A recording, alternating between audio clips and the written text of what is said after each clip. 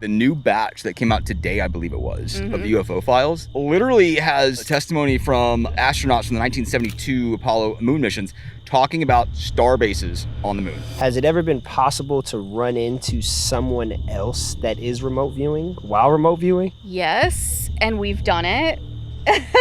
Hold on, what? You've probably had people on here talking about connecting with guides. Spirit guides or deities. We have no idea what it is that we're actually communicating with and engaging. Of course. As a matter of fact, I'm at the point through experience only that I think there's a lot more negative in that world than positive.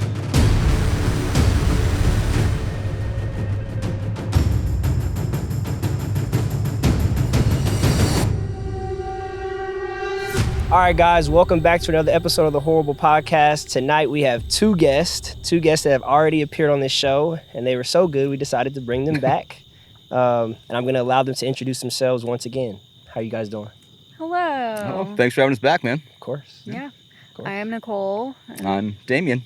For the people that don't or that haven't watched the first episode, can you guys just tell us exactly what y'all do? Yeah, professional weirdos. We'll just call it that. We host the ParaPeculiar podcast and Haunted Roadshow Museum of Haunted Items. We have the Real Ghost of podcast, which will be making its comeback here really soon. It's going to be awesome. Yes, super stoked. Once I stop being lazy. Yeah, and we just sort of travel around the country looking at high strangeness and speaking at events around that topic. Yeah. Okay. Well, I mean, the first time we talked, I got a list of things here. The Bell Witch, haunted objects, signal mediumship, shadow figures, Nicole's and their experience sensing death, all types of things we talked about. You guys' museum, has anything changed since then? Anything crazy? I mean, we were just at Hill House the other night, right? Yes. And I think we talked about that on the last episode.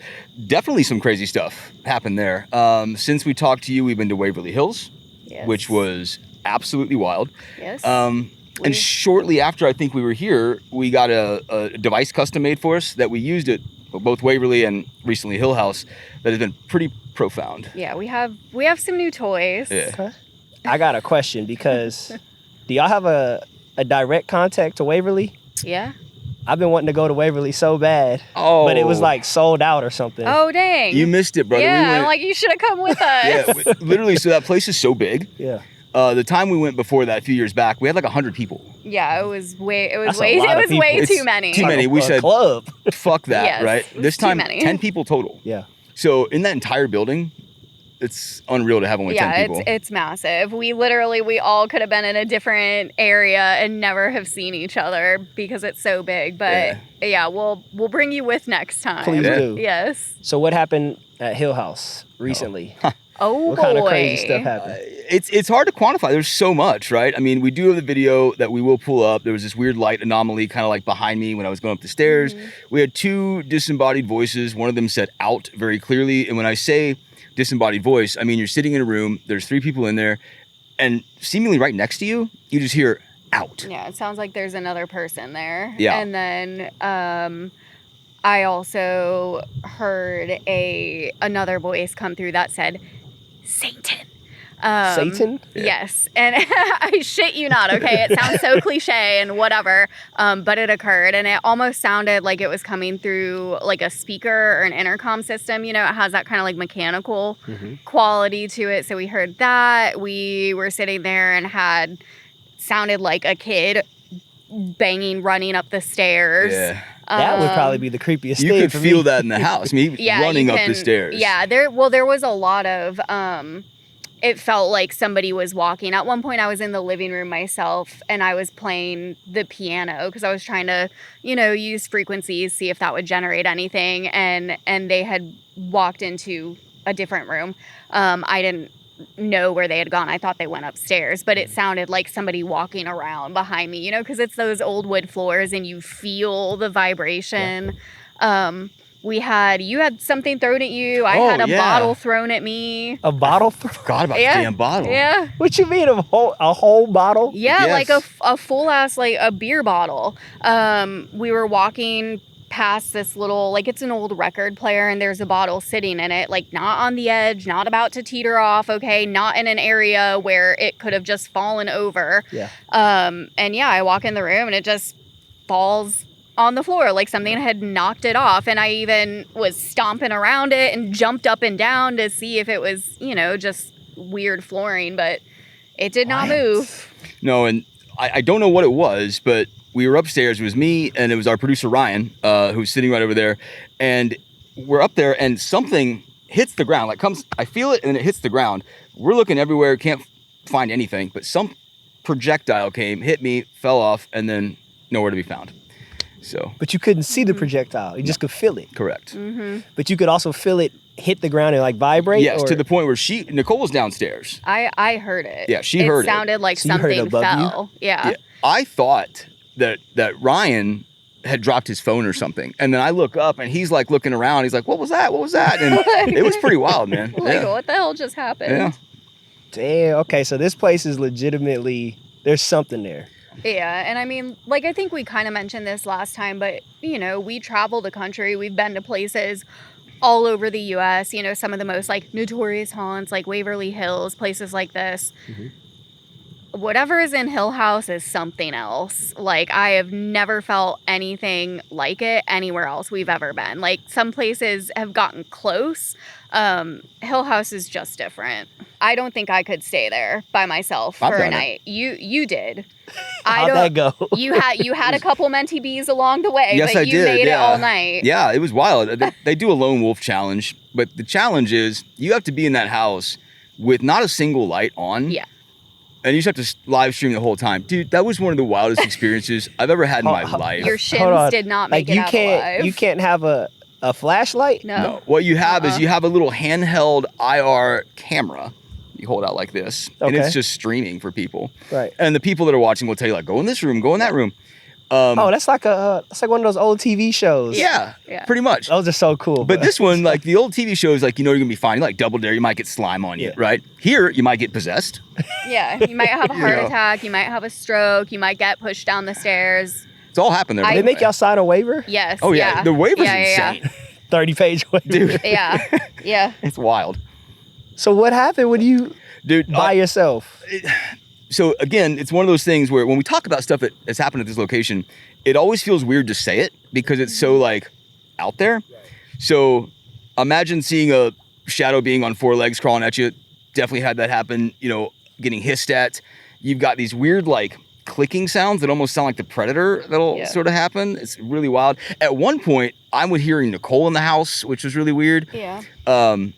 Interesting piece of that, Nicole had given me a rosary to have on me when I was in there doing this lone wolf challenge. That had just come from Rome, by the way, like blessed by the Pope from the Vatican. And so I gave it to him, like, you need to wear this when you're doing this. Totally wearing the whole thing. I leave the house, she comes and picks me up. I come out of my lone wolf, you know, successful, right? And I go to take this rosary off and it just like falls apart onto my hand. It was the weirdest thing, man. Out of nowhere. Out of nowhere. All right, y'all. Tonight's sponsor, Cloaked, dared me to find out how exposed my information is online. Cloak found somebody selling my social security number, and it's more than one person. I guess the scammers is using my shit like toilet paper. My dogs at Cloak track down where your data is being sold, and they remove it. You and I both know that them terms and services be 32 pages long, and nobody wants to read that. Data brokers are betting that you won't do a damn thing about it. Not me. Not today. I'm damn sure downloading Cloak and getting all my shit off the internet. Cloaked also allows you to create unlimited burner phone numbers, email addresses, usernames. You will go flat out incognito mode and nobody will find out where they're coming from. Not only is your identity protected, but this is our actual chance to fuck over the data brokers because when they buy our information now, they're buying nothing but worthless information. If your ass is ready to take back what is yours, use cloaked.com/horrible and you'll get 30% off of any plan. The longer you wait, the more of your information gets bought and sold. You guys, I know Damian specifically, and you were also talking about this, but you guys have a new device. Yeah. Is this device called the dog whistle? Well, some people refer to it as that. What it is, it puts out a lot of just different tones and frequencies at the same time. Everything from infrasound to things you can hear. Because we believe and we're very interested in the idea of using frequency, right, and tones to engage the phenomenon.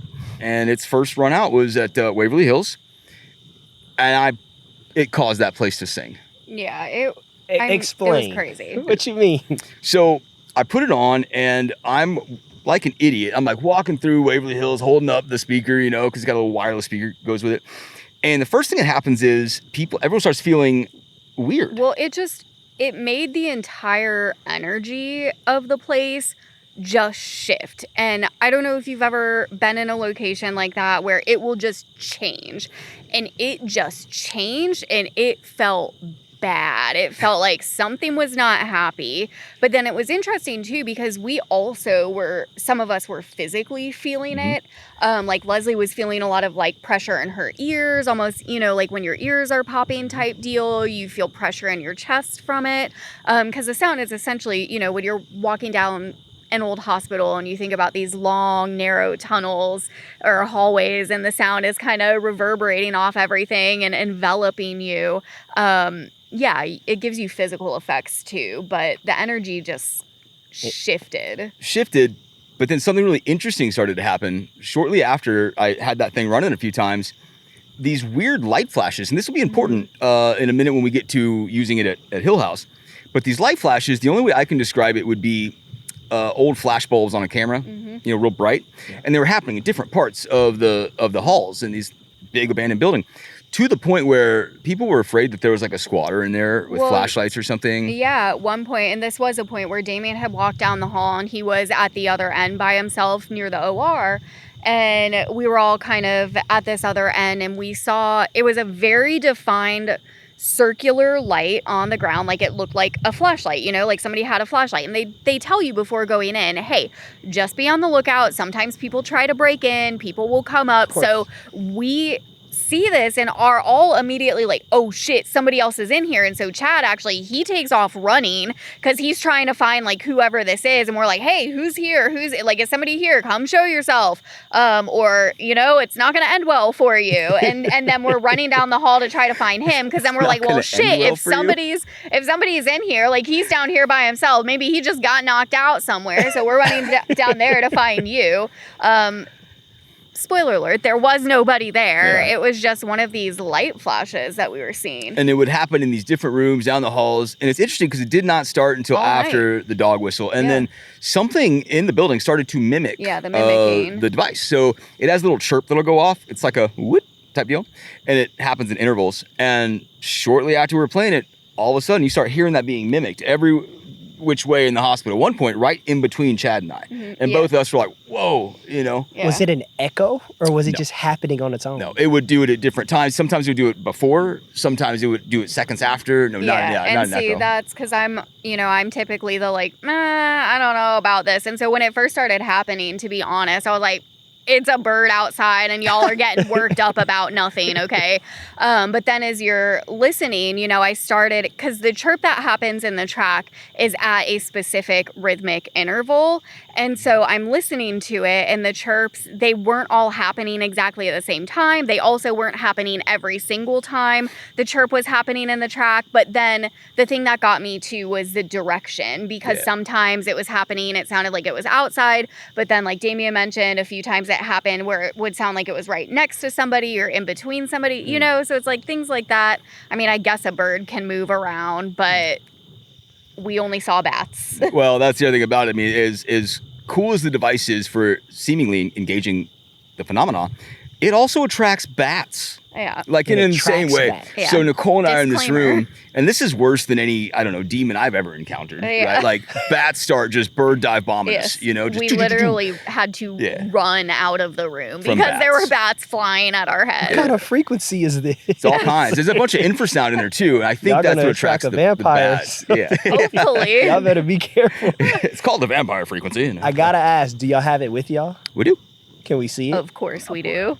I gotta ask. I brought it. Yeah, last time we brought the Bell Witch Rock. This time we bring toy, and it's really unassuming. I mean, you've got your little Bluetooth speaker here, and this is it. I mean, he made it on one of these things where they call it a raspberry, I guess it is, and it's that, and that's it. Takes a little time to boot up. You turn the speaker, it pairs up, and then you're rocking and rolling. And I will give Chad credit for building this actually, because not only does it have the what we call the bruv collar, but what you might refer to as the dog whistle. But it also has a spirit box on here. It has a noise generator on here. Yeah, he put a bunch of different toys It's all in there. it. It's really...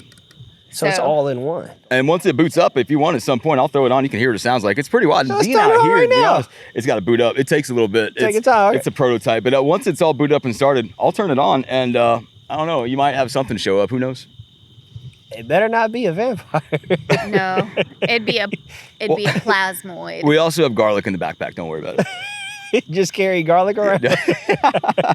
So So you've seen the flash when you started this box. You've seen the flashes at Waverly and at Hill House, correct. Mm-hmm. and y'all still can't figure out what exactly that is. No. But what's funny is, That's or interesting, I strange. should say, is like that phenomena is something that is reported in a lot of UFO encounters. Yeah.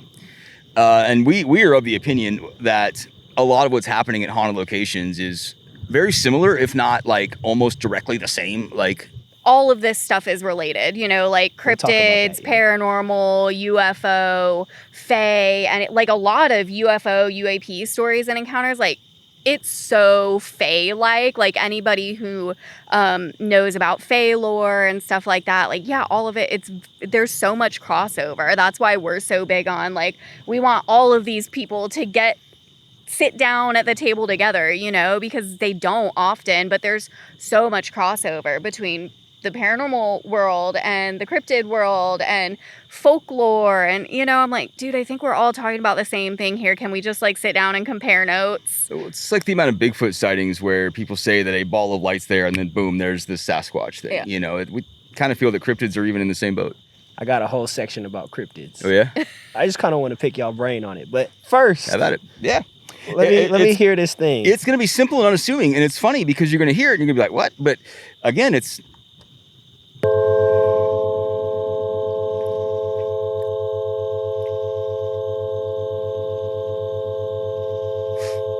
If I start seeing flash of lights, And there's that chirp, you just heard that, and that was what was being mimicked. But this is it just does this on loop. I'm like looking. You looking around? Yeah, I'm like, dang, I can't see with the Well, you'll probably lights, definitely get but- bats showing up, but that is... that shit makes me feel like my body's tingling. see, there you go. You feel the vibrations. It It's- literally makes me feel like my body's tingling. Yeah. It's something. I don't know what that is or why that caused that. I don't get that effect from this thing, but so many people do. That shit is a little strange. It's a little strange. It is a little strange. And the idea is strange to use something like this to engage the phenomena, but a lot of the experiments that we do have shown us through experience that frequency and tones really are a great way to engage the phenomena. And this thing has proven so far to be really, really cool. There's a reason why we don't see bells anymore. Why is that? Like church big bells. Mm-hmm. They said they used to keep certain things away. Mm. Well, that actually makes a ton of sense. I mean, one of the things that we'll do when we go into places like Hill House, we did this the other night, is Nicole will get a singing bowl out, Yeah. the vibrations, or playing the piano, or putting on music, Yeah. even, right? Well, yeah. I mean, bells are like church bells, like you're talking about. Those things are massive. I mean, Massive. it's definitely, depending on what frequencies you're using, there's a lot of research that it will attract things. I mean, that's literally the theory behind Yeah. something like this. Obviously there's specific frequencies and stuff that's in it, but Interesting, and a side note, but I don't know if I can attribute it to the device, but at Waverly, after using the device, we sit down for an EVP session that was one of the craziest I've ever heard. mm-hmm. Direct responses, really raspy whispers that cannot be explained. But very clear, too. Very 'Cause clear. I'm not, personally, I'm not a huge EVP girly, to be honest. I think most of it is just, somebody got their recorder out and they get like a, and then they're like, oh, did you hear that? I'm like, oh, you're reaching, These are very clear. Like there is pronunciation on the syllables. It's, yeah. At Waverly, the guy, Chad, was with us, who built this device for us. And we do this experiment when we do EVPs where we'll be in a circle and one person will have the recorder and we'll ask a question, right? Like, let's say the question is, as an example, I don't know, what is your name, right? Funny thing, he says, can you say my name? That was the question he asked. In this recording, we just have it, Chad. And it's just the most like... It said his name? Yes, it's the most wild thing you've ever heard. It's like so clear. Yeah. I'm going to have to get one of those. Reach out to Chad. Chad from the Ghost Geeks. He'll whip one up for you. But if you really want to fuck around and find out, you come with us next time to Hill House. We'll put that on, and we'll see if you really want to make one after that. Let's do it. Yeah. Well, this one, which we haven't even talked about yet, well, we were literally packing up to leave after a whole night of using this, because what it was originally intended to do is be a UAP caller, basically, right? Or as we would say, a bruv caller. But we were literally leaving, and we look back over the big mineral wells hill, and you're like, what is that? What is that? And I turn and I look, and like we can see, okay, I don't know what that star is right now, but it's probably a planet or something that looks pretty big. Dude, there's a thing sitting there, a big bright ball of light. I don't know, probably like 10 times bigger than that at least, like huge, okay? Just sitting there, just hovering. And we're all looking at it and we're like, what the hell is this? And then you get your phone out. We do have the pictures and the videos of it. Okay, you get your phone out and you start recording it, because one of the things we've noticed with plasmoids, which I'm sure we'll get into, but when you put your camera on it, you see this like distortion around the edge of it. And so if anybody's familiar with Chris Bledsoe, if you go look on his Instagram, you see all of these videos, okay? And so Damian puts his phone on it, and it looks exactly like that. And we're all sitting there looking at it, and we're like, this is a massive plasmoid. What the hell is this? And it was huge, okay? Like huge. And we're just watching it. And then it's almost as if it like finally noticed us watching it. And so it just starts literally hovering straight up, okay? Moving straight. I think you videoed it. Yeah. Like, I'm sorry, there's not aircraft, like airplanes do not do that. Y'all got video of this. Yes. Yeah. Yes. And so hold on. Can I see this? Hold on. Yeah, he has it. So it starts hovering up, and then it kind of like sits there for a second, and we're watching it. And this is, by the way, documented that plasmoids will do this, like in physics journals. It's this big individual ball. It starts splitting into two. Okay, so now it's these like two kind of balls of light, and then there were two other like tiny ones kind of near it, which he got a picture of this as well. But then it starts coming towards us, and as it's coming towards us, you see it shape-shifting. By the way, another thing that is known to happen with plasmoids, documented in physics journals, okay, not just me making shit up, and it's coming towards us, and it starts to look like a freaking airplane. Yeah, and I want to be very clear when I say this, so, because, her describing that, it might sound like, oh, these idiots saw a plane, and we're like, oh God, and then, the plane. When we first saw it, and when she talks about big, the only way to describe it would be like the Star of David or something. You know what I mean? Like, it was huge with these points coming out and everything, and just sitting there in the sky until it's just going up kind of slowly. Then it starts coming towards us eventually, and around the time it gets kind of above our heads, then all of a sudden it's just a fucking plane.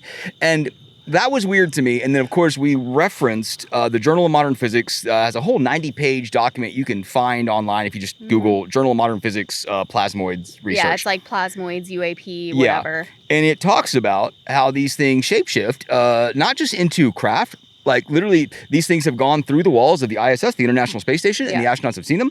And they shapeshift, and they will turn into what looks like the ISS, like shapeshift into it. A ship. Yeah, which is wild. Again, these are things that are, like, this is not just us making shit up. Feel free to refer to physics journals. Like, it is a known thing to happen that these plasmoids will shapeshift and mimic things that we are familiar with. Yeah. One of them being planes and aircraft. So it's intelligent? 100%. Yeah. 100%. We were actually listening to a story.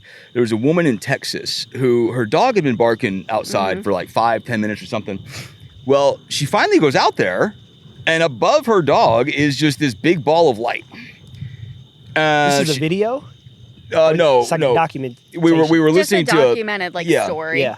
So apparently this ball of light's above the dog, and what looked to this person described it as a tentacle full of light coming out of it. Yeah, and almost like it was gonna like try to pet the dog, or you know? like a sensory device, you know, like a sensor, and then it just shoots up into the sky and was gone.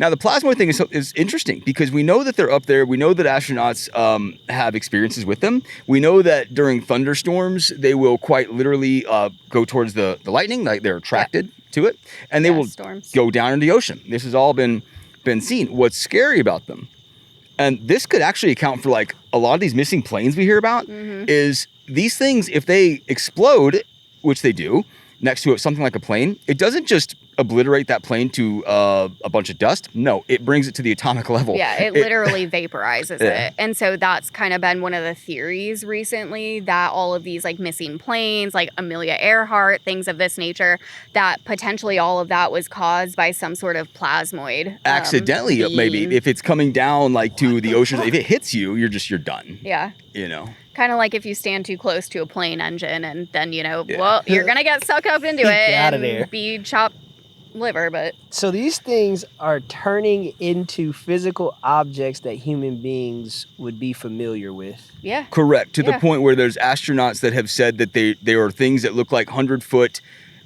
beings. Yeah, humanoid beings. In the out in space. Yeah, and this is all... What do you mean, like a physical being? Yeah. Like look, think about a 100-foot being, like a light being, you'd probably think angel. True. You know, and if you read just biblical texts, I mean, the prophet Ezekiel sees a wheel of light, fire come down. Same shit. Would y'all want to see an actual plasmoid being?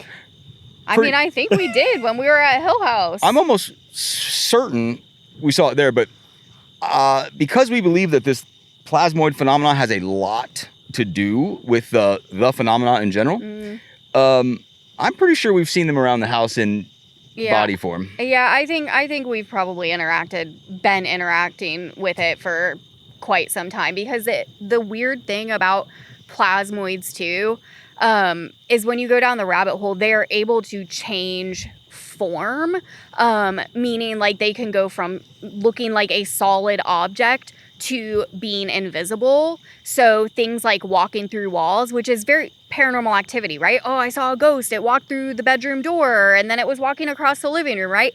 That's some plasmoid shit. Like there's literally documented from NASA, like astronauts and things like that, like Damian mentioned, of them going on to the International Space Station. There's a ton of pilot testimony as well of them going through and going into the cockpit. Like in World War II, the Foo Fighters, I'm convinced that was plasmoids. But yeah, they can change forms.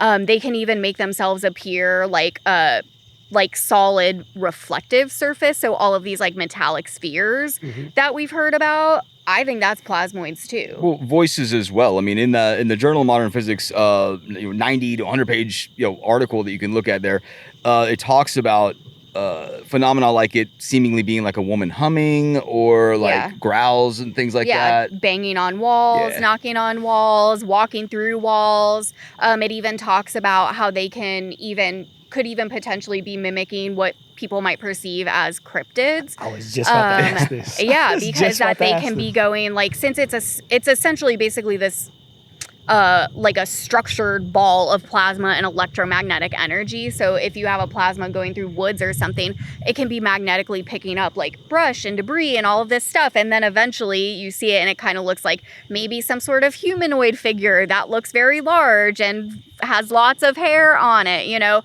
So there's all of these things, from cryptids to paranormal activity to UAP activity to religious experiences. A lot of those overlap with UAP, UFO activity 100%. That can potentially be attributed to plasmoids. What if the plasmoid knows that people that are searching for cryptids, they know exactly what they look like, and that's how they show themselves for a very short time? Now you're speaking our language, right? Like that's really one of the points that we think very, we like that idea. Yeah, we like that idea. It makes sense. It makes a lot of sense. Because I've always asked, like, if there's people out here that are literally hunting or searching for cryptids, and they have all these documented, I guess, self-proclaimed stories that this is where they're at, and we go there or they go there and they cannot find a single thing, something has to be able to either hide itself extremely well, or it's just in and out and it could be a plasmoid. That is why I have never really been a fan of or in the camp of, Sasquatch or cryptids are like these massive, like undiscovered animals, because like they'll maybe find a footprint, right? It's like, okay, well, where are all their piles of waste? Where's their shit, right? Like you go into these areas, like if there's we would have been able to find them. I'll say that. But if you look at the phenomena when people have experiences with them, things like seeing flashes of light or balls of light or hearing like a big bang or a pop before they see them, that is indicative, in my opinion, of the phenomena and not some animal that we just haven't discovered yet. Interestingly enough, Bigfoot or Sasquatch is known to throw rocks and pebbles at people. Mm-hmm. That's something that happens. Oh yeah. That is something that happens at Hill House often. Yeah. What you mean? We were there. We were doing an event with them. And for anyone interested, sometimes they'll do public events and people can go kind of tour the house, whatever. Open house. We were helping them with that. I'm standing outside with one of the guests. And it's about 1.5 acres of property, and behind there's this massive hill. As a matter of fact, they actually think that maybe Sam Bass's gold is buried there, whatever. But we're standing in these woods, and this kid's standing next to me, we're talking. All of a sudden, you see a rock just come flying from those woods, hit the house, almost hit him, just bounce right off. Mm-hmm. He immediately turns, starts taking pictures with his phone of the woods. I'll never forget this as long as I live. He shows me a picture that was captured in his burst photos, and it's a light being. It looks like someone's standing out like the arms like this with like all these like there's like bulbs. little like sparkles around it. What? We fucked Wild. up. We didn't have him send us the picture. That same night, they're doing a tour. This is awesome. There's a girl on the tour. She's a massive NSYNC or Backstreet Boys, one of the two. Backstreet Boys fan. She's wearing a t-shirt, the whole deal. They're going through the tour. Something flies out of nowhere and hits her, and it's a freaking Backstreet Boys dice out of nowhere. Huh? Which would, you know what I mean? Where did that come from? Isn't that wild? Exactly. So, I don't know. But she could physically pick it up? Yeah. I held it in my hand. Yeah. And she like to the point where she had the Backstreet Boys, like their signatures were tattooed on her arm. Like massive fan. Yeah. She had a missed opportunity though, because if that would have happened to me, I would have picked up the dice, saw it, and been like, all right. I don't know. But then that experience almost justifies what we're thinking about the plasmoids. It's like, okay, this is what you love specifically. Yeah, and here it is. People might ask, like, well, how would it know that? And I think people will go to, well, it can psychically connect with you. All right, fair enough. Well, if you think about the nature of a plasmoid, it's just energy and electricity. Well, what is our body full of? Electricity. So maybe there's some sort of connection there. I don't know. Well, that makes sense. And two, who was it? David Grush, that literally like a couple days ago in some congressional hearing said that, corporeal bipedal beings and sentient plasmoids, okay, that these are things that exist. This guy that was head of UAP task force for however many years, like military intelligence official, and he's literally saying they are sentient. Which, by the way, I don't know if we talked about this last conversation, but the new batch that came out today, I believe it was, of the UFO files, literally has testimony from astronauts from the 1972 Apollo moon missions talking about star bases on the moon, which I firmly believe are there. Explain to me what a star base is. Bases on the moon from intelligent beings that have probably been here much longer than we have, probably are responsible for even bringing that moon into our orbit to terraform this planet. What we were showcased as the moon landing, were we there prior and they displayed what they wanted us to see? Or was that whole thing actually real? Yeah, so, it's a funny conversation that we've gone back and forth on for a long time. I used to be in the camp of we just didn't go, because it's wild. I think the official NASA story is like, we don't have the technology to do it anymore because we just threw it away after. Okay, like that makes zero sense. We destroyed the technology. And I think it was Elon Musk who recently said if we were actually to get to the moon, it would take something like 6 rockets to do so. Somehow in the 60s, we did it with 1 rocket. Right, when our cell phones today have more technology than they had back then, period. And it's wild because that would literally, if that were the case, be the first time in history that technology went backwards. And that doesn't happen. I think I can speak for both of us here, but I think definitely we made it there. But what we were not told is what we found Okay. there. If you ever watch the interview of those first Apollo astronauts when they come home and they're doing their press conference, it's a weird thing to watch. They look strange. Yes. They all They look are traumatized. strange. Yes. And afterwards, people don't talk about this a lot actually, but most of them became like alcoholics and had failed marriages. And if you and I had been those, we'd be so hamming it up. You know what I mean? Like, but no. So who knows? I mean, because imagine that, especially back then, you go up there and you're like, oh my God, there's these bases on the moon. There's lizard people, whatever. And then you come back down and they're like, hey, this wild discovery, you can't tell the public, so we need you to stick to this story. That would be very... Well, yeah, and if you are a remote viewing girly, too, like, it's one of my areas of special interest, I suppose You're very good at it. But when you look at all the OG remote viewing stuff and documents, I mean, I love Ingo Swann. He was great at what he did. He was right about pretty much everything that he said. Well, I mean, not pretty much everything. That's an exaggeration, okay? Don't somebody go look at the statistics and whatever. But... you know, I'm inclined to believe what he received, and he was one of the people, too, that was talking about the moon, and, you know, they had him remote view the dark side of the moon, and he was talking about structures on there, and humanoid beings and all that, so that is something, I mean, multiple of the, and this is, like, government remote viewers, okay, a program that the government had and funded, which I personally think they probably still do today, but anyway, yeah, they're talking about this, and these are the people that they literally, the government employed to help them, like, win wars and spy on enemies and whatever. For the people that don't know, can you just explain for them what remote viewing is? Yes. Please. Yes. So remote viewing is basically going to be in the same vein of like psychic, mediumship, things of this nature, but remote viewing is very specific to you have the viewer, and typically how it's done is they're given some sort of coordinates, or they're given a target is what it's typically called, whether it is coordinates or like a picture or whatever. They are not shown this usually unless it's coordinates. Like, sure, they'll show them the coordinates, but then they're sent to remote view, meaning like, can you psychically travel to this location and tell us what is there?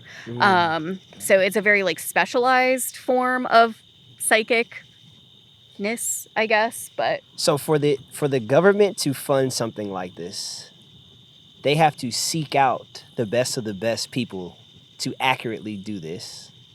yes, so this is a super fun process to talk about how they did this. And this is stuff, if anybody's interested, you can look up. It's the CIA declassified stuff on like Project Stargate and all that. And the Monroe Institute, they still kind of carry on this work today, so you can look it up through there.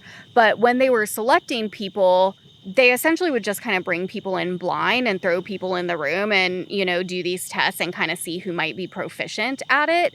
The really interesting thing about it, well, at least that I find really interesting, is across the board and everything I've read about this, they are pretty much like the people who are able to do it.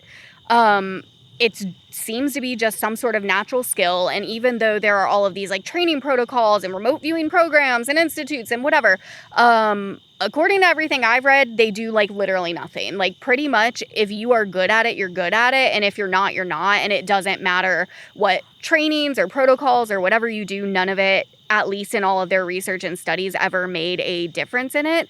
Now, when the military started using it like through their own programs, obviously they started, you know, taking soldiers, and they did have a very specific set of requirements for the type of people that they were looking for to do it. And one of the things that I find really interesting is you can find documentation that it literally would break people's brains. So it would have to be somebody who was very open to their perception of time and space and reality in general being basically completely shattered, and them not being able to, you know, go mental over it. Because yes, it did happen to some people. So yeah, you had to be like very extremely open-minded and, you know, into the type of weird things that we are. Do you think it was breaking people because of what they were witnessing? Yes, I do think that there is a lot of information about as to like how our reality and how this dimension, other dimensions, because I do think there's other dimensions, and a lot of other things going on in this, you know, dimension, reality, space, time in general, that would probably in general break most people's brains if we even like tried to start beginning to understand it, because I think it would shatter probably everything we think we know. Have you, out of all the research you've done about remote viewing, has it ever been possible to run into someone else that is remote viewing while remote viewing? Yes, and we've done it. Hold on, what? With my Explain. friend Rachel, we did this, and it was interesting because we kind of did like a blind study, if you will. We set our target and we sat down and we go in, and we both had notepads where we wrote down like what we were seeing. I even like drew out what I saw, you know, described it, kind of like map, landmarks, whatever. And when we came out, I mean, we both described like exactly the same thing. And when we were in, we did see each other, like we were interacting with each other. So during that session, it's actually interesting. We were using a device that we call the BRV1. It's a device that I cooked up, and we use it to get direct responses from the phenomena. So Ryan and I are sitting there interacting with the BRV1. Nicole and Rachel are doing their remote viewing thing, and they're drawing what they're seeing, and they're doing the whole thing. Well, before Ryan and I saw the image that Nicole drew, we are asking, what does it look like where you are? And we actually have this response on video. We were filming the whole time, and literally right through the BRV1, you hear, ask Nicole. So we're like, all right. And then we look over, and she had drawn what kind of looked like a little space station almost, you know what I mean? With little levers and stuff. So it's pretty interesting. Yeah. yeah, they literally turned around and they're like, it just said ask Nicole, and I had like just sat up. And so I just like turned around the pad of paper. I'm like, here you go. Okay, walk me through the process to even start. Like, do you have to, are your eyes closed? Are you meditating? What is the process? So, my personal process, as I said, I'm an Ingo Swan girly, okay?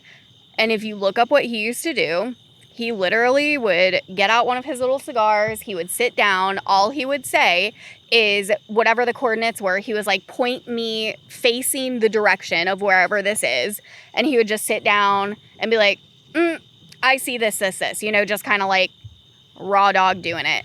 And so when we were doing this, yes, for me, typically I do have to have my eyes closed. That's just what works better for me personally. I do also have to be comfortable. I am a comfort girly. And so I was laying down, and, you know, I have my nice cushions and whatever. But yeah, I pretty much just Ingo Swan it. I just kind of like lay down or get comfortable, whatever, and close my eyes and like, okay, this is where I'm going, and just see what pops into my head. Sounds wild, doesn't it? This is a skill, though. It's a tough one, because when she mentions Ingo Swan, and I mean, Ingo Swan, there's a great book that he wrote called Penetration, where he talks about his work with the CIA. That's a wild book. And it's all documented stuff. But it's a skill, yes, but we don't know if it's something that you can, like, if it's a muscle that you can really flex and get better at, because even him, who's I think looked at as one of the better ones ever to do this, not 100%. Yeah, well, allegedly, and that's why I mentioned it earlier, you know, that's something that I find so interesting about remote viewing, because, you know, you look at anything like psychic development or mediumship development or whatever, everybody has, you know, their courses and their programs and training and their workbooks you can go through and all this. Remote viewing, sure, there is that. However, if you look at the people who, like, actually, I would believe know what they're talking about. Like, another example is Joe McMoneagle, who literally was 001, okay? The #1 remote viewer for the government. Like, if anybody knows what they're talking about, I would assume he does. And even him in his book, he talks about, like, yeah, they have these programs, but it seems that the people, like, you have it or you don't. I don't know what that is. I don't know what it means, but... Okay, let me ask this. All your information that you've read upon, all these documents, what has been the creepiest thing somebody has seen remote viewing? I'll tell you right now. Ingo Swan literally remote viewed the moon, saw beings there, what looked like people like having to like work in this like dome. Super interesting. But these beings noticed that he was there. That's one where it gets creepier. And certainly confirm Ingo Swan's testimony. This next one that I would say is the creepiest one I've ever heard. I can neither confirm or deny, but apparently there was one of these CIA remote viewers who they were having remote view the moon. He did. Whatever beings he saw there eventually noticed him and apparently, allegedly, told him, stop coming here. He goes back. We said, stop coming here. He goes back. Now he's apparently in a coma in some CIA-funded hospital and he's trapped on the moon. They kept his ass there. Yes, that's so. Yeah, and he wants me to remote view the moon. Oh yeah, I'm that's like our big project we're working on is getting Nicole to remote view the moon. Well, I mean, at least it's documented. They give you a warning. Yeah, I guess that's fair, but like, I feel like I have zero luck. I would be the person that they'd just be like, you heard the story, nah. You gotta try. I'll Because visit then you can confirm that there are gatekeepers, I guess. Yeah. Yeah. I will visit you every day in that CIA-funded hospital while you're in that CIA-funded coma. Yeah. But I think that a lot of this is also coming from the phenomena. I think the phenomena itself actually shapes our future, our history, our reality in a lot more ways than we think. Well, that's a good point to bring up because that's something too that a lot of people in this space believe is that they can literally change, like, you know, our feelings, emotions, memories. You know, we already know about things like time lapses and time slips, things like this. So, and I mean, we also know that even the government probably has these like energy weapons that are able to change like our feelings basically, you know, and make you feel things like fear or energy. Or there's that one story, I forget who it was.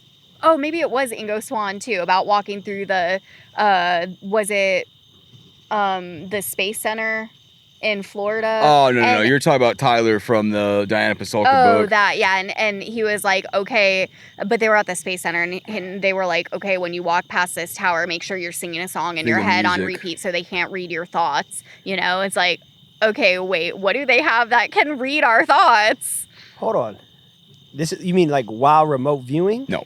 Going like through just security. In real life. So this wonderful woman in the academic world, Diana Pasulka, she's got some amazing books out that I think, honestly, everyone should read, actually. But she was working with this guy in the book. She calls him Tyler. And they were going through security somewhere. And this guy, like, works in rocketry. But he's also looking at the UAP phenomenon. And he told her, he goes, when you're going through security, have a song going in your head over and over and over. Why is that? That way they can't read what you're thinking. Always think of the Rickroll song, Never Gonna Give You Up, and that will just annoy them. How many times have people claimed that they'll be thinking something and then an ad will pop up on Facebook or... Yeah. So all the time. 100%. It happens all the time. Yeah. Literally when you started looking up your little like caffeine pouches or whatever, I never searched for it or anything, and the ad started popping up on my phone like every freaking other ad. I'm like, dude, come on. Out of the two of us, I'm probably the more unhinged. I'm one of these people that believes that absolutely, not only is your phone listening, but there might be even more to it that we really don't know. But that's not even listening. That's I didn't even speak on it yet. Yeah. I want to know how many people that are watching this have had something like that happen where you've had a thought and it popped up on an ad on a YouTube or Facebook or Instagram, whatever it is, because I'm sure there are millions of people that this has happened to. Yeah. This shit is so crazy. All right, I want to talk about something. Explain to me what is it called? Let me see. I had it written down. CE5. Oh, yeah. What is this? What is CE5? I've never even heard of this. CE5, I mean, it was contact of the fifth kind, right? It's something that a guy, Dr. Stephen Greer, started doing like back in the 90s. And you've probably seen him on some of these UAP things on the news, whatever, really big in the space. Well, it's using meditation and intent to, for lack of a better term, summon UAP phenomena. And it's interesting. I mean, the whole idea is that we can consciously connect to the phenomenon itself, the UAP phenomenon specifically. So these people will go out there and very much like what you see with Chris Bledsoe talking about with getting the orbs in the sky that will show up. These people will go out and they will do CE5, which is just sitting there meditating, playing tones a lot of times, and having that focused intent to reach out to the cosmos and communicate with the phenomenon. Sometimes it takes an hour, sometimes it takes 3 to 5, sometimes nothing happens, but it is the weird thing when you go out there and do it, and all of a sudden you start seeing these light orbs in the sky, sometimes multiplying, sometimes moving around. That's the idea of CE5, is trying to use meditation and sort of intent and consciously connect with the phenomenon itself. What would be the difference between that and remote viewing? If you ask me, I would say not much. That would be my opinion. We wouldn't have specific answers on that. I don't think anyone does. Yeah. But to me, because the idea of remote viewing is interesting, because when we talk about that, we're not talking about something where it's like you're limited to, I don't know, remote viewing California from Massachusetts, right? No, Ingo Swann was remote viewing planets. They have these remote viewers that, remote viewing the moon. The idea is that the consciousness itself isn't just connected here on Earth, but you can instantly connect yourself to an intelligence on a different planet or light years away. That opens up a whole other can of worms about our place in the universe, right? Yeah. I think coming from me, so do with this what you will, I feel like the mechanics of it though are probably different. Like, again, like I couldn't exactly tell you what, like if you ask me how I, like how I sit down and remote view, like, I don't know. But I think with CE5, it's like the intent, like you're summoning, versus remote viewing it's viewing, right? Like it's like astral travel, like astral projection, that kind of area. Yep. I mean, maybe like the how of how you're doing it is like maybe you're tapping into the same type of thing. And that's what I think. I mean, I think the mechanism that allows for any of this to happen is probably the same. I believe it's probably consciousness itself. I mean, I interview a lot of like witches, right? And I hear them connecting or trying to talk to different spirits, demons, whatever you guys want to call them. But the way that they'll usually do it is like some level of offering. Mm-hmm. So then I wonder how far they are from each other and if they're even connecting to the same thing. Yeah. Because are they all related? Are they all entangled and just showing up in the form that person wants to see them in? This is where I think it gets 100%. a little spooky. Is you mentioned people trying to contact intelligences. You've probably had people on here talking about connecting with guides, as an example. Yeah, spirit guides or deities. That gets a little hairy, because what people in the community somehow like refuse to understand is we have no idea what it is that we're actually communicating with and engaging. Of course. So if something comes down and goes, I'm your guide and I'm here with you and blah, blah, blah. Okay. Well, that's like telling your kid not to ask the ice cream truck guy, like why he's asking him to come on the truck. You know what I mean? Like it's kind of an interesting area that we live in today, where you have one half of the sort of the population looking at the phenomenon is like, oh, it's all love and light and it's great and we can contact it and it's going to be so good to us, whatever. Well, then you have the other half that's like, actually, man, there's a lot of stories of manipulation. There's a lot of stories of harm being done. And the more you look into this, I don't know how much of this is actually positive versus negative, to be honest with you. Well, yeah, and it sucks too, because, for me, having gone through like metaphysical training or whatever for mediumship stuff, but also as a practitioner too, like people just don't really say these things, and unfortunately it's all very ego based is what it comes down to, of like, oh, just do XYZ and then you're talking to your guides, or just sit down and meditate and then you can call in your whoever it is, but nobody really like sits down to think, okay, well, actually, like, how do we actually know what we're calling in? How do we know that this, whatever it is that's showing up and saying, I'm so-and-so, your spirit guide, or I'm your deity, whatever the name is, like, how do we actually verify? And I think that's something that's actually really missing and like very detrimental in the world of all of this, that people are not doing that a lot more. And we always joke, whenever we speak at these things, I feel like we always walk off stage making more people mad than friends, because, like, we typically are kind of contradicting the like, okay, step 1, step 2, step 3, and yay, you met your spirit guides, or yay, you did energy work, or you did your ritual, or whatever it is. We're like, well, hold on a minute. Like, we don't actually know what this is. And based on the experiences that we've had so far, like, we have had things masquerading as other things, and they will come to you as something nice and friendly, and they'll be helpful and they'll give you information for this and whatever. But then when the tides turn, and then suddenly you have attachments, and you have stuff like messing with your pets and messing with your friends and in your house, and it's it's a slippery slope. There was a journalist back in the 80s that had wanted to do a whole study or looking at research on these people that are doing channeling. So we spent years going to these channeling meetings. Now, this was not someone who was like a paranormal person, a practitioner or whatever, but he was going to these meetings as a journalist, from a journalistic point of view.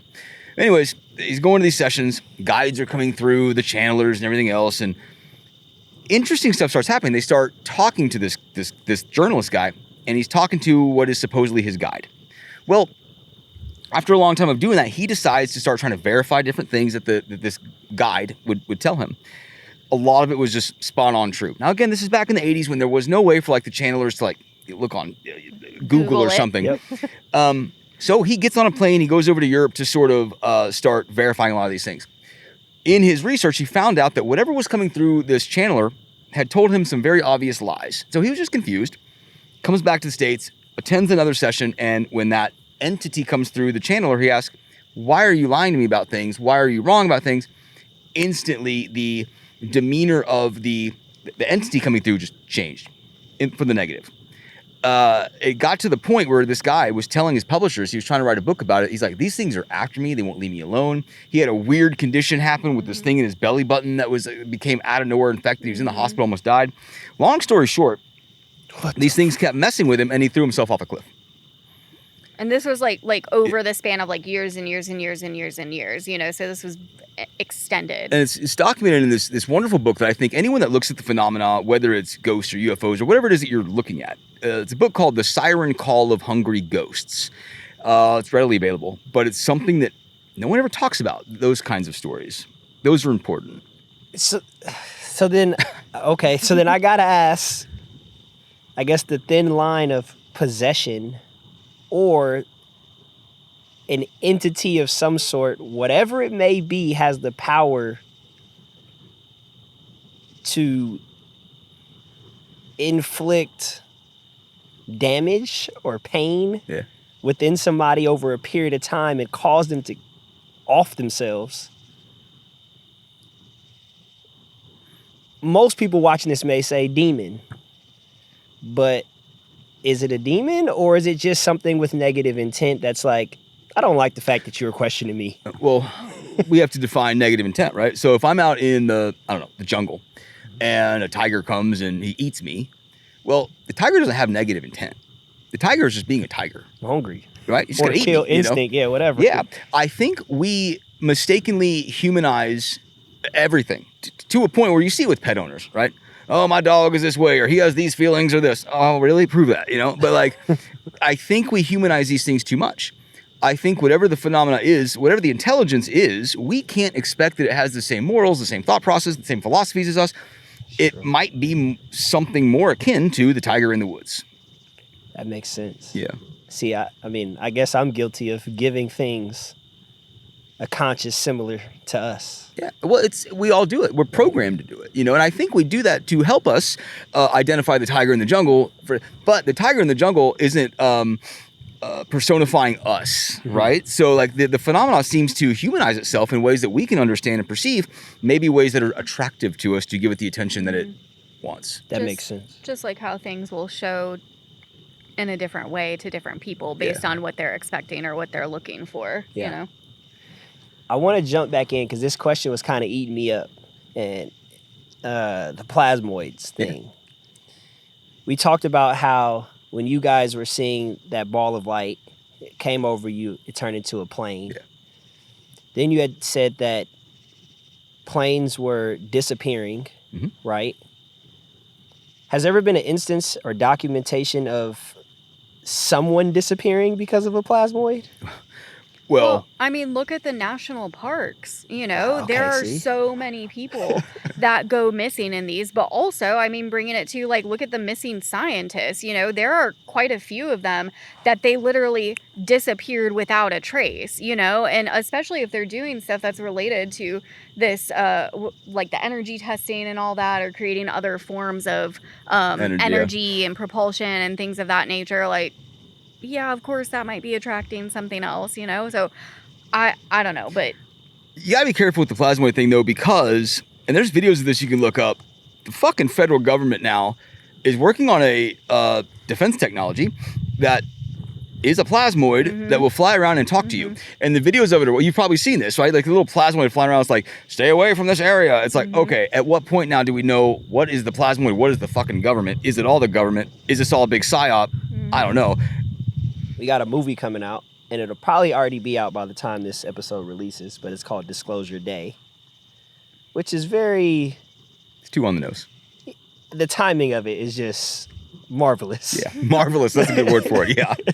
To your point, it's very interesting because it transcends even the topic of the phenomenon. If you look at, well, when the original Top Gun came out, after that was released, people immediately running out and joining the Air Force was just unprecedented. When Karate Kid came out, the karate dojo industry across America blew up. Everybody was Ralph Macchio all of a sudden. You know what I mean? Catching flies with their chopsticks. The same thing happened when they released Top Gun 2. The same thing happened in the paranormal world when Ghostbusters came out. So there's a tool that people like to use called an EMF meter, right? And if you look at it, that was never even talked about until they used it in the movie Ghostbusters. Then all of a sudden, loads of paranormal people are going out and using it as a replica. So you see this all the time with movies. Art, like life imitates art, oftentimes. And I think the psyop from the entertainment industry comes down to movies. Think about the 80s. Every single movie, Rocky IV was the big one, right? Is America versus the Russians. You got Dolph Lundgren there, and like you're sitting in the theater and he like represents Russia to you, you know? Creates the patriotism, drives the narrative. And I think that that's a constant. But it's entertainment. And we don't want that taken away from us. So we do as they say, we kind of line up and we let it soak in. And we are a lot more influential or easily influenced than we think. well, there's literally, I mean, marketing side of things and like advertising. There are people who like it is their literal job to go consult with brands, businesses, corporations, whatever. There are so many things that you can do that consciously we would never even recognize that will immediately draw your attention to something. Like you can be standing there staring at a row of barbecue sauce, right? But if somebody has brought one of these people in, they will know exactly what to do with the colors, the design, the fonts, the language, like the symbols, right? Like one of them is eyes. If there's anything that's even remotely eye-shaped, we are immediately more drawn to it. So like, even though you can stand there in front of it and you're looking at it and you're like, oh, I just picked this one because I liked it and I used my own free will. You actually didn't. Well, they do that. Was all designed. They do that with, I guess, fashion with clothes. Like that eye design you're talking about. Even if it doesn't look like a straight up eye, if it has that design, you're drawn to it. You don't know why you're drawn to it, but it's a wonderful science in a lot of ways. Yeah. I've never heard the eye one. Mm-hmm. That's a big one. You will be drawn to someone and be like, oh, I like that outfit. Yeah, ask yourself why. Next time. This is of very, very intelligent people who know how to manipulate. And I think it's in all avenues, including how we're looking at the phenomena and disclosure as well. I think there's like a school or classes you can take to learn manipulation. Oh, yeah. Yeah. It's called sales. No, I might be it's called attending. sales psychology. Have you ever looked at the back of, I guess it's a 5, 10, and a 20, and maybe $100 bill, and done the whole fold thing? And there's I've seen some crazy shit. Got a couple on my wallet right now. Have you ever seen the CERN logo and how it's 666? You ever seen the Google logo, how it's 666? No. I got something for you. Oh boy. I've seen the alien though. On Apple? No, on the one of the bills. It's like somebody folded a bill and there's like a legit. It looked like the alien off of Independence Day almost or something. Here we go. And yes, by the way, he does just keep this in his wallet. Here's a $2 bill, and there's the great owl on the back there. Hold on, what am I looking at with this? You see the owl? You see the big, like, it's all folded, the whole big shape there. Oh, the entire thing. There's an owl, yeah. I gotta ask, what's the significance with owls? Well, That's some occult shit. well, it's also some UFO shit because people will experience owls. What's that movie? The owls in Alaska that like are actually aliens. I can't remember what it's called, but Dang it. I don't know. Owls in Alaska Yeah. that are aliens? there's a movie, I can't remember what it's called. Something, the fourth kind. I've seen That's the movie, right. okay. Shout out to Ryan from R&R Productions there with the fourth kind knowledge. Owls are also something that you're going to hear at Hill House often. Here's the Like $1 hear the bill. sound of owls? Yes, and they're nowhere to be found. Now it's a $1 bill where I've strategically marked all the interesting things you can find. Even on the front of it, you're going to see a little owl there. It's very small, but if you look at the back, you're going to see I've got all the different sort of secret society stuff there labeled out for you. It's right there. It's funny, poor Nicole, like we go to dinner parties and I pull up my wallet and she's like, no, because I'm pulling this shit out to show people, you know? Thank you. That's why we don't get invited anywhere. Yeah, we definitely have to show people that stuff. I said I wanted to talk about some cryptids. I want to kind of piggyback off of these things because there's so many different types of cryptids, right? Like you got, I mean, we can go down the list of, let's see, I'm sure I got a list of things. Bigfoot, werewolves, wendigos, chupacabras, duendes, fairies. It's like Mothman. Mothman. Speaking of Mothman is fucking famous. Yeah. Like, I was just with a guy named Alan Hops and his wife. They run the haunted house at Dark Hour in Dallas. And they just opened a cryptid museum. Oh, yeah. Oh, yeah. And I was just there a few days ago. And he tells me if they have any merchandise, the one thing that's guaranteed to sell out is Mothman. Yeah. And they said people go crazy for this thing, and they can't understand why. He's cute. They don't get it. He's cute. I love She has a stuffed animal. Yeah, I have a Mothman stuffed animal It that came I from sleep with Build-A-Bear. every night. Yeah. Literally came from Build-A-Bear. I have a Mothman sticker on my laptop that says like save or support your local wildlife. Like, I love Mothman. I'm a Mothman girly. Is this desensitization from the government saying that there is a Mothman, or what do you think this is? That's a great question. It probably all comes from Richard Gere in the movie. But with the Mothman thing, I think it's just because you can make images of him and he's cute. Bigfoot kind of has the same thing. You know, you'll see these stickers of Bigfoot like on a surfboard or something, or like holding the American flag, and you can't really do those things with Nessie. It's like when people are like trying to be cool, you know, it's like the modern day hipster. Like you want to be cool, like you get like an alien sticker on the back of your car. If you want to be like super cool, it's like, you know, modern hipster. Like, oh, I got Mothman, you know, oh, you have an alien. That's like too mainstream. I have Mothman, you know. But to your point, I mean, that could also be something. That could be a very easy way to get people to just think one thing and embody that one thing without looking at what the thing is. All right, I'm going to ask you this. If you try to remote view, or would you try to remote view and find one of these cryptids? Yes. I'm trying to think how you'd go about it, though, because the general rule of thumb for, like, remote viewing is you have to have a set target. Location? Like a location, yeah, that has super, like, unique, identifiable features to it. So, I mean, we've never tried it with, like,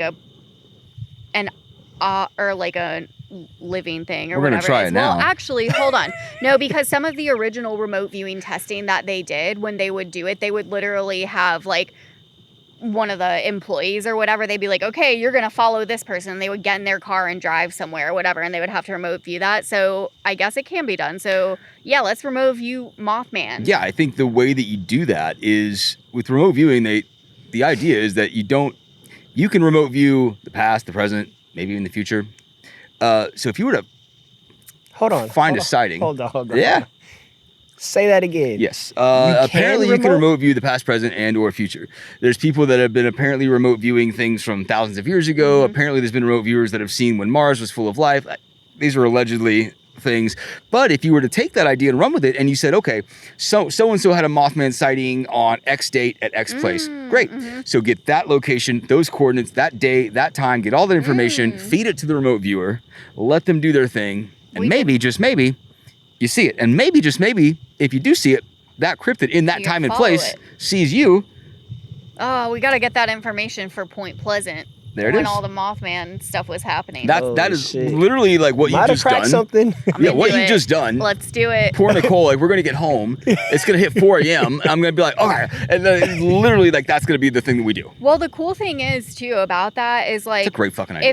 yeah, it is. Thank you so much for giving us a new rabbit hole. And I'm so sorry when you're getting messages at like 4 a.m. You're good. You know? It worked. But well, it's interesting too because in the remote viewing the research, you know, just based on what I've read, I forget the exact percentage, but it's like when you first go in, if you are able to get you know, something accurate, so a specific detail accurate, like maybe you draw the layout of whatever structure it is you're viewing, or you get the right color of the jacket that the person's wearing, that if you get that first thing right, that it's like, I want to say it was 80%, don't quote me, I don't remember exactly, but it's like 80% chance, it was really high percentage, that everything else that the remote viewer says is going to be accurate. So y'all can just find some like little detail or something that, you know, is not common knowledge. And then if I get that, then we know high probability that the rest of it is right. We will do that. It will be after our next experiment. Our next big experiment that we're excited to do is I want to take Nicole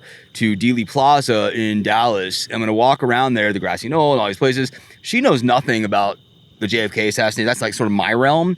And I'm looking for her to start getting names and things that I know. So I want to try to get Nicole to solve the Kennedy assassination. Okay? I feel like So at that's this what we're point, gonna though, do. like you've said it so many times, if I do get anything that's like remotely on, you know, everybody's gonna be like, oh, she knew that they were gonna do this. She looked it up, Well, you know. at least I know. Like, dude, I'm too busy reading remote viewing books and like, you know, looking at the shower tile design on Pinterest. I'm still kind of stuck on the fact that remote viewing can go into the now, present, future. But, okay, what's your guys' thoughts? Are they all one? Yeah, I think so. There's Yeah. theories in the quantum physics world right now that are saying wild shit, like the way that you think now can actually influence the past. That seems odd, because if the past has already happened, how can it be influenced? The idea that the past, present, future are happening at the same time is interesting to me, because how many times do you hear these stories? Let's take a mother as an example who just knows that their kid is in danger. This happens all the time. All the time. And we leave it at, it's motherly intuition. What the fuck is that? You know, like, so if they know that something's going to happen, that means that they're sensing something that's not happened yet, the future. So the idea that it's all happening at the same time is compelling to I feel a me. disturbance in the force. Like, to be really honest, I really think that Star Wars was pretty spot on. I think that's how a lot of this works. Like the force, you know, like I think they might have hit it right on.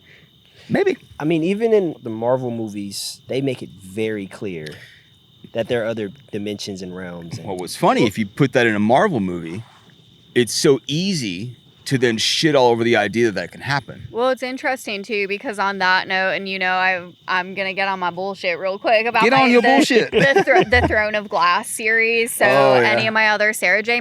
Moss girlies out there, she wrote the book series ACOTAR, super popular, whatever, fairy smut. But she has this other book series called Throne of Glass. And like, if anybody's a fan of this author, if you watch her interviews, you know, entertainment business, right? But she clearly is like channeling what she's writing. But she has a lot of stuff in that series in particular that are like, it's shit that we'll talk about for like our paranormal theories, and world walking is in there too, and like going between different worlds and dimensions and all that. So anyway, yes, they're putting it in front of our faces, to your point. It's almost like it both desensitizes and mocks at the same time.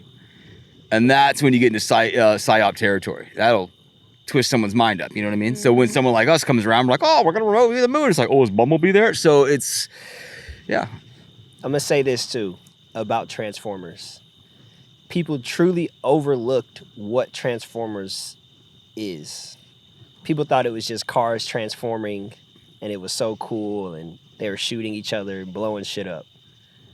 But Transformers they were really aliens. Yes. And it tells us that we were working with aliens this entire time. Yeah. And there may be other things that we're working against. Yeah. So think about an orb that turns into an airplane. Transformers. That's more than meets the eye. That literally was a perfect segue. You know what I mean? All right, let me shake that off. I want to talk a little bit about y'all museum. Sure. Anything new? Y'all picked up any new items? Yeah, we have a couple apportations that we've got at the house now. A couple marbles, a couple coins. Oh yeah, the coins. As far as new stuff, I'm trying to think what is the newest thing. I know the lamp, the oil lamp. Yeah, I'm like trying to with the remember. face Did we in talk it. about the lamp last time we were here? Did we have that? Sure. That like maybe, you know, made my car break down. We are. I'm so excited. We just did an event. I was talking about earlier in San Antonio, and we met this girl who came to see the exhibit, and she actually owns. She's in the Guinness Book of World Records as having like the biggest Casper the ghost collection. Vanessa. Anyway, long story short, she talks to us. She goes, "I've got a piece of the original crown molding from the Villisca Axe murder house. And I would love to give it to you guys from the museum." Yes. So she will be getting that soon. She's in Tokyo right now, or like Japan, and so when she gets back, we're going to pick that up. we're super stoked about that, Have y'all had anything strange happen with people that have been to the museum dude. lately? Yeah. That's all the time.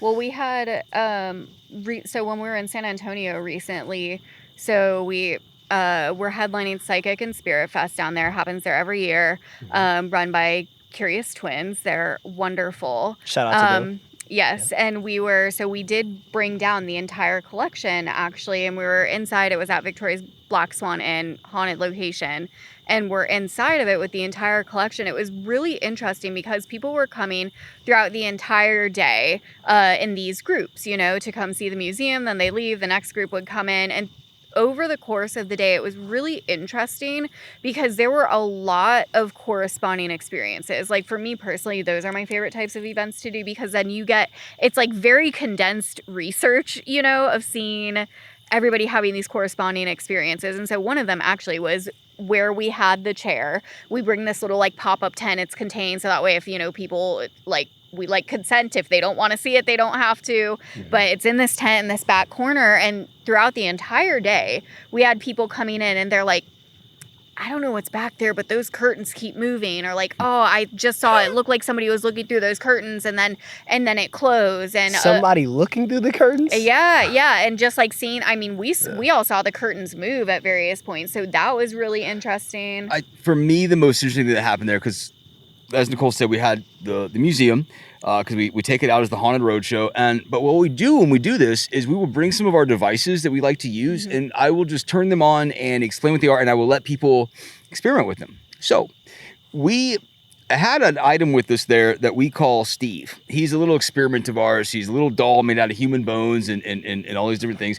And we made him with the specific purpose of like, okay, can we haunt an item? Can we make an item and then get it haunted? We were successful, by the way. But anyways, we call him Steve. Y'all had intent to have something be haunted. Well, actually, what we did, we had it up in the museum because at the time we had the physical location in San Marcos, and we had a little sign there so people would come in and we'd explain what we were doing. We'd say if you have negative emotions, we'll put it on this doll. We'll see if we can haunt this thing. Put it on this. So for over a year, people did this thing, and it definitely worked. But regardless, so we named him Steve. He's our little bruv, and so we had Steve with us. Now, there was kids. Steve got some trauma. Steve's got some trauma. Dude, he's got some trauma. Steve if I needs showed a you, Steve's got trauma. For sure. These families would come in, they had their kids in the museum, and the kids were like, little kids, like wanting to try all the gear. Of course, they got their parents' permission, whatever. So the kids would put on these headphones and like be listening to tones, like literally just tones. And they'd start saying, I'm hearing the name Steve. And I'm like, fuck this, man. Like those kids have no idea. Yeah. And it's not like I had a radio playing, but like literally they're listening to tones and they're hearing Steve. Yeah.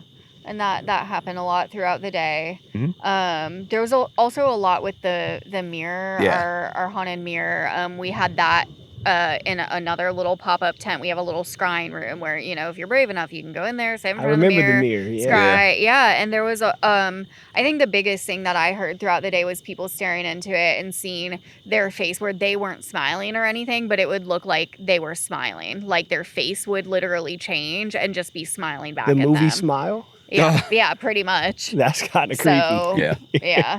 And it was worth noting too, you know, when we say it's in a tent, you know, it's not like we're having them in a dark room with like one candle, like playing Bloody Mary or something. I understand that phenomenon of the face morphing. They're looking at it and just like, light, Yeah, it's a normal room. Like we were there from like the afternoon until the evening, but it's a room. There's lights, it's not like spooky or creepy or dark and you're standing in there in the pitch black with a candle. Like it's a wild Have piece, y'all dude. tried something like that? With the mirror? Like Bloody Mary? Oh, dude, that's a Friday night party game, No, we do other stuff with that mirror. I don't know if I told you about it, but we used a telephone pickup mic one night, put it on there, and ran that mic through a speaker, and it was just the sound of bees that were coming from this mirror. Like bzzz, like that was wild. And then people were seeing a white face look in our house as this was happening. Kind of wild. Well, we have done experiments too with it, like scrying experiments, like a long time ago. This was like shortly after you and I first met. We did that experiment where it was the two of us and there was somebody else with us, also a practitioner. And so we're sitting with this mirror and we're both, touching it and staring into it. And we decide like, hey, what happens if we start sending some energy to this thing with the intent of like, we want to communicate. We're trying to open this up, anything that would like to come through, whatever, And so we're both touching it. We're sending this energy and setting this intent. And then that's when it started vibrating. Yeah. What started vibrating? The mirror. Okay. And so it's like a mirror, wooden frame. And like when your fridge turns on and you feel it and you feel those like tiny vibrations. Sometimes you can hear a fridge too. Yeah. And so that's what it felt like. And it was happening for maybe like 30-40 minutes. And this was like, mind you, like we're feeling the walls, we're feeling the floor to try to see if there's something that's causing it. There was not like a big truck that took 40 minutes to drive by. It was not any of these things. It was literally just the frame of this mirror. It was like buzzing. Yeah. All right, I want to ask y'all this because I know y'all are the ones to try it. What if it was the intent and the energy from enough people to make that occur? Yeah. But what if you guys try it with a different object to see if you guys can recreate that? Yeah, that's a great point. And we think on that all the time. With the mirror specifically, for whatever reason, there are certain items that for whatever reason, it's almost like you don't even need the intent. They're just what they are. I don't know why. The mirror seems to be one of them. But to your point, I do think there's something to that. There's a great theory called the paranormal zoo theory. And, all these paranormal locations that people will pay money to go investigate, whatever. Well, it's almost like activity is generated from just being there with the intent and having the emotional output of what you're trying to do. And the more people that go do it every year, like the phenomenon just gets bigger and bigger and bigger. Creating thought forms. More importantly, it seems to mimic or manifest what it is that you are thinking. So a great example is all these historic places that are like, oh, this happened here. Or some little girl died or some bride died waiting for her sea captain husband to come home. And you do a little research and that never happened. But people that go there are having experiences with these entities that are based off this history that was actually false to begin with. Mm-hmm. So I think that goes hand in hand with that. Yeah. Are mirrors portals? I'm going to say no. Okay. I'm going to say no. But I think they can be. Well, the fact that is in our lore, I think is why maybe they seem to have phenomena around them, because it's already in our subconscious. It's already in the human psyche. It's actually funny. I read a whole article on the shout out Skeptical Inquirer, I guess. But they were talking about how people think that way. Yeah. And the first thing they did, they tore apart the idea of mirrors being that. And they just did the whole science of how mirrors work. And it's interesting. Are they portals? I don't think inherently, but I think that lore that lives in everyone's subconscious, everyone has that fear of mirrors, and it probably comes from, it's a weird thing to see. People used to think their souls would get trapped if they looked into it or whatever. I think that probably has something to do with it. Okay, I'm going to give you my answer now. Do it. Tell us. Yes, I do think that they can be, but I don't think it's from the mirror aspect per se. I think it has more to do with the object itself. So I think it can be any object. Obviously, we have an entire museum full of objects. I think they more so act as an anchor for energy to attach to, or an anchor point for, say, another dimension or whatever it might be for these entities to be able to use to manifest or come through, right? So that would be more along my line of thinking, is it's essentially, a mirror, or maybe it's a cell phone, or maybe it's a doll, or whatever it is. I view it more as an anchor point where something could potentially come through. Do you guys sleep with the mirror in your room? No, but I Personal have. question. I have taken a nap in front of it. Actually, I fell asleep. In front of it, cuddling one of the haunted dolls, and I slept very soundly, to be honest. So maybe it's just perception or energy of the person that believes something. Yes, 100%. I certainly do, because there's a, look, for every person that says that, mirrors are inherently supernatural or have the ability to be, there's a billion people that have mirrors in their house and nothing ever happens. I think it is about that attention that we give it. And if that is the important factor, then I think it has less to do with the mirror and more to do with how mirrors have sort of felt or been in our psyche or subconscious throughout history. Well, and I think with the mirror specifically, since we're talking about that, I mean, just based on what we've seen people experience with it, I fully believe, what you're saying, that it has everything to do with the intention, thought, connotations that the person has going into it, because we've had people come in and look into it and they're like, oh, I was looking into it and then I saw my grandma over my shoulder and she smiled at me and it felt so nice and I'm so happy I got to, see her again and have that experience. To the other side of the spectrum, where we have had people come in and they, took a mirror or took a picture of the mirror without asking permission, and because they thought that it was going to do something bad, they left and then got violently ill to the point where it would not stop until they had to return to the museum to apologize to the mirror, and then it stopped. So it's like you have two complete opposite ends of the spectrum. So I fully believe that a lot of these things, like the experiences, whatever, we're going to kind of create like whatever it is you're expecting. Or is the thing that's coming through giving us what we expect because whatever our attention is giving it, it's getting? That just tells you how powerful the mind can be. Oh, yeah.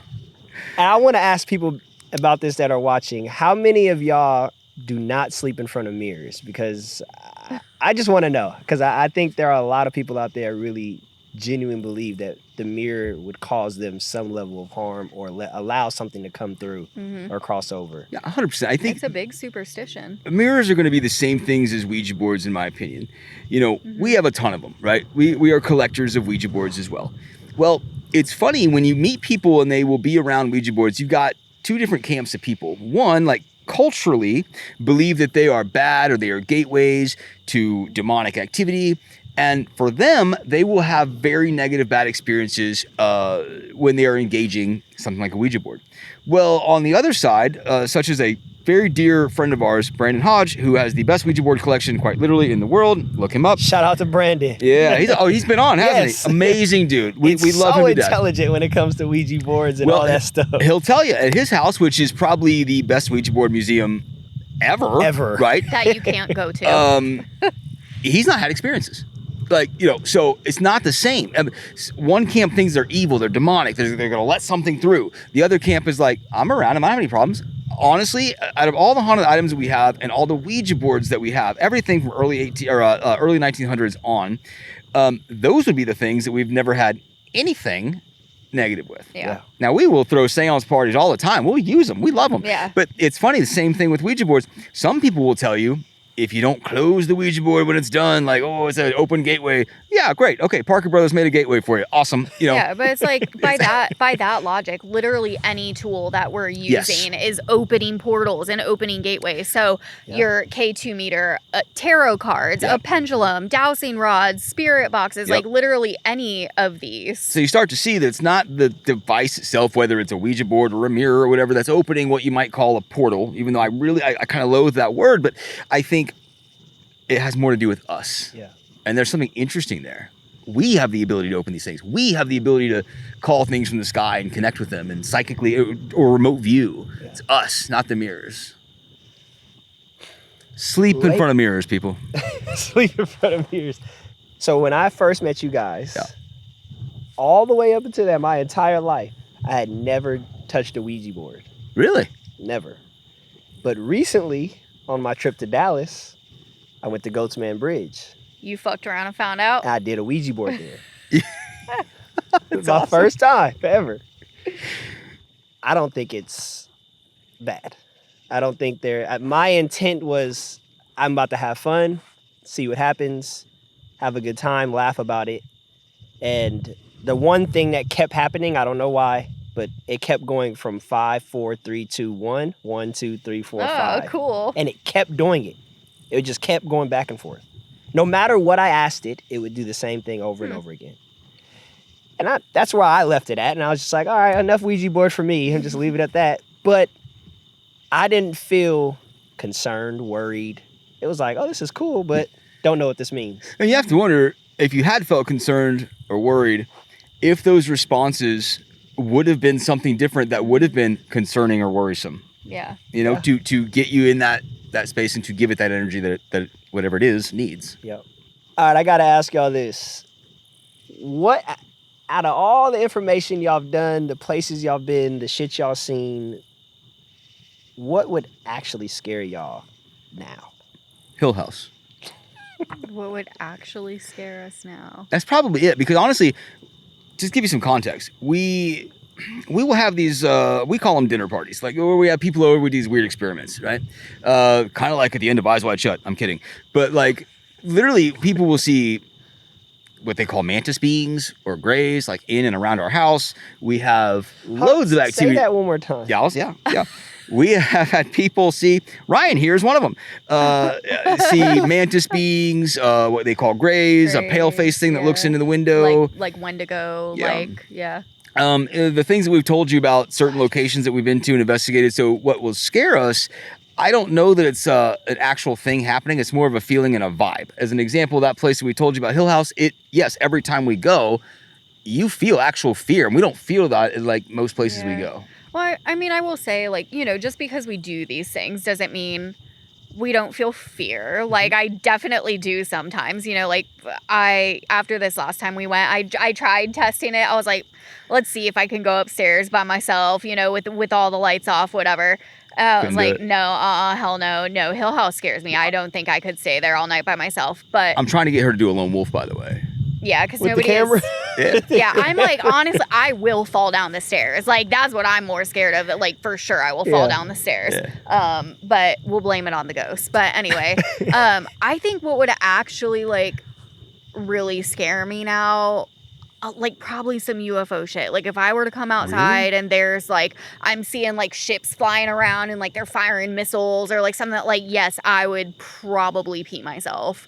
Like, that is so scary. Especially when you look at this stuff, like, all these congressional hearings where they're like, we literally have no defenses against any of this. Like, the technology that they have, that they've discovered, and again, not even me just making this up, like, from congressional hearings is, like, way past anything that we have, anything that we could try to, like, have any sort of defense. We are literally defenseless. We are, as you said, ants. We are sitting ducks. So, yeah, that's scary as fuck to me. But what if that is the programming to instill the fear? It probably is. The challenge is, the only way to prove that is to go out and let the UFO missiles, like, come at you. You know what I mean? Like, come at me, bro. And hope it's not a real missile. Yeah. Okay, speaking of aliens, I don't even have none of this stuff written down either. It's just coming from my brain. Abductions. There are people that literally claim that they've been abducted. They lose all forms of time. They'll come back and it'll be 4 hours later. Yeah. They may even have some level or form of a scar or surgical mark on them of some sort. What's y'all thought process on that? Okay, wait. Can I go first on this one? Sure. I have multiple opinions because I am a bull fan girly, but they have, like, there is research that shows that plasmoids can do that, in the sense that we know that they can cause people to lose time, and they will also cause hallucinations, one of them being abduction hallucinations. We also know that they can cause marks on people, like burns, or, like, in the paranormal world, scratch marks, right? So it can cause stuff like that. So that is something that's interesting to me. But I will also say for me, I'd be more in the realm of possibility that it's, like, the government, you know, but I don't know. It is so hot when you say things like the government's abducting people and acting like aliens, by the way. I mean, it's all, what was that? Is it the AHS, the American Horror Story season, where they like, the president literally made a deal with them too? Well, that's a true like, story. That's the Valiant Thor. Oh, you can like go, you can abduct, however many people per year and whatever. I'm like, I don't know. They could all be feasible. So the abduction phenomenon is interesting. And the best way that I've heard it theorized, and I'm actually in this camp. I mean, abductions, what's a common observable that happens there? Well, they did some kind of incision or surgery or whatever. Well, let's take the Travis Walton story as an example. I'm sure you're familiar. Mm-hmm. We've all seen Fire in the Sky. Yep. His story's pretty compelling to me. I don't know where I stand with it, but they see a UFO, gets out of his truck, approaches it, gets blasted by some beam, goes flying, whatever, then gets abducted. They do some things and they bring him back. Well, the best way I've heard this discussed is, like Nicole said earlier, if you were to go up to a jet engine plane, you would be harmed. Well, a UFO is a piece of technology, even if it's a spiritual piece of technology. It's still a piece of technology that we don't understand that could be very dangerous if you're around it. So, okay, someone like Travis Walton, maybe it wasn't like an intent to hit him with some laser beam, but maybe being around the technology hurt him in a certain way. Is the abduction these beings bringing that person on to repair the damage that was done from being around the machine? And that to me is more compelling than like the aliens just want to put shit in our butts and like, I don't get behind that. Like, but that to me was compelling. So I was like, that would make sense. Yeah. When Nicole was talking about the government, I actually know a guy that says he was abducted. Plans to come on the show eventually and talk about it.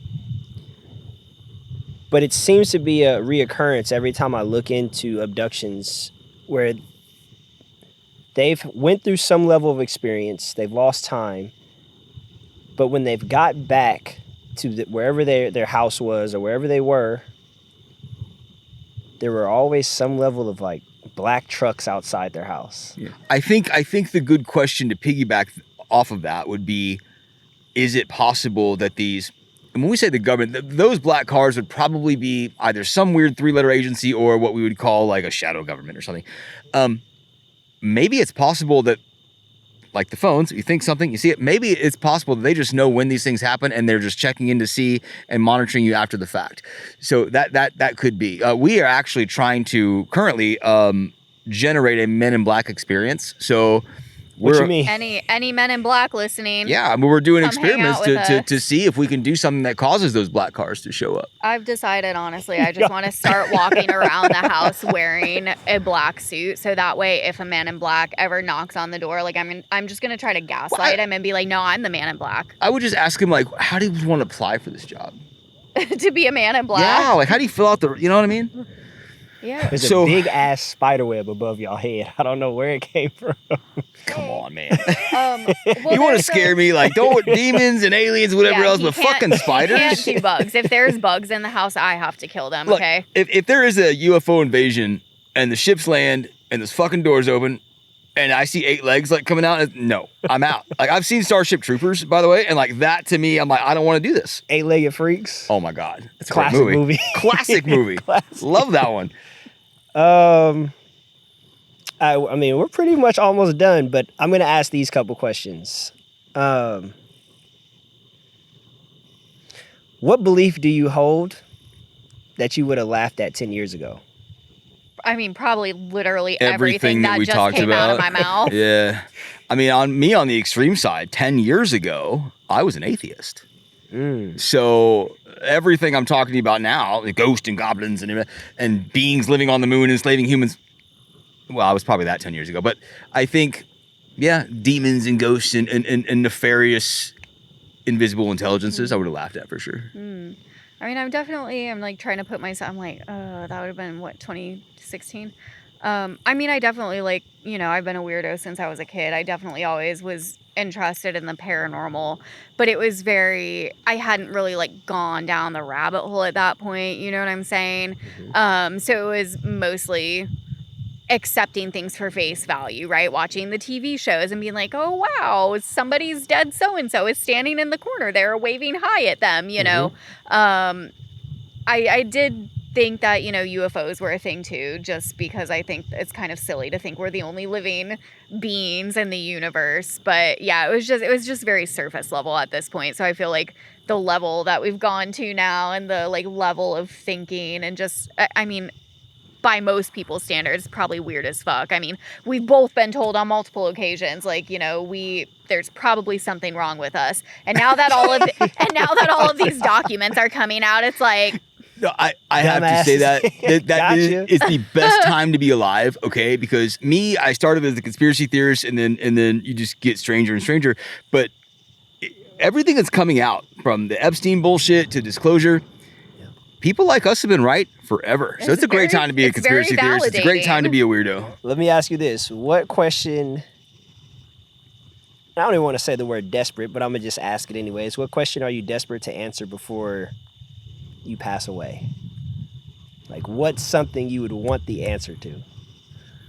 Yeah, are my ideas on what's happening on the moon true, or am I crazy? Yes, I want to know if there's beings on the moon. Yes, I want to know why. And that's my big thing. That's my whole deal. I want to know.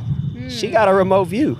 I look, that is in the works. Like yes, and I know it's nervous, but I will be there with you. Don't you worry. You get one time, because if I get told do not come back, it is never happening again. What if we get there and like Elvis is on the moon? I don't know. Like there's something there, and I want to know what it is. Yeah. What is one thing you genuinely believe that people are not taking serious enough? I want to talk about this one first. I feel like the one for me, I mean, just because we are like typically more in the like paranormal realm, and like when we're going to these events and speaking at these conferences and stuff, I think the biggest thing that I see is people still really thinking that, you know, like, oh, the ghost means spirit of a dead person that is standing over here, and, you know, everybody running around on TV with their shirts off, kicking in doors and holding up their EMF meter is, you know, means a ghost is fingering their box. Like, I would be like, you know, I just would really like them to think deeper about things, you know, and look at it. I think there's a lot more possibilities than people think that there are. Okay. That was a good one. I think it would just go to harken back to what we were talking about with the guides and people channeling them. Whatever the phenomena is, a better understanding of that, because I don't think it's as simple or as love and light as we think it is. As a matter of fact, I'm at the point through experience only that I think there's a lot more negative in that world than positive. Yeah, I would agree with that. That's it for me, guys. But yeah, man, I want to thank you guys for being here. Thank you for having us back. We really appreciate it. I love doing this with y'all. Thank you. Y'all give me a whole different perspective on how to look at things, just questioning everything. So you guys do an amazing job of that, and I appreciate it. Thank you. Of course. And I definitely want to go to Waverly, Hill House, wherever y'all go, just let me know at some point, please, because I definitely want to go. I want you to go to Hill House at this point, because I want you to have the experiences that we take people into, and it will be, if it's not life-changing for you, then you are a hybrid alien, and I need to get away from you. I mean, I feel like it kind of ruins people, though, because it's like, Hill House is wild. I'll be fine. I'm pretty sure we'll let you know next time. Everything after that, though, will be probably a letdown. Yeah. So that's fine. Let's do it. I appreciate y'all being here again. It means a lot to me. Thank you guys. Yeah, thank you very much. Of course. And I appreciate everybody watching, supporting the channel. And actually, before we close it out, can you tell them where they can find you guys? Yes, they can find us on all of the internet places, handles at ParaPeculiar and at The Real Ghosts of. Patreon.com/ParaPeculiar. We're everywhere. Yeah, where we spend most of our time, if you're trying to find us on the interwebs, would probably be Instagram. Or ParaPeculiarMuseum.com. You can slide into our DMs. Yeah. So. That's it? That's it. All right, perfect. Well, I appreciate y'all. Stay tuned. Stay horrible.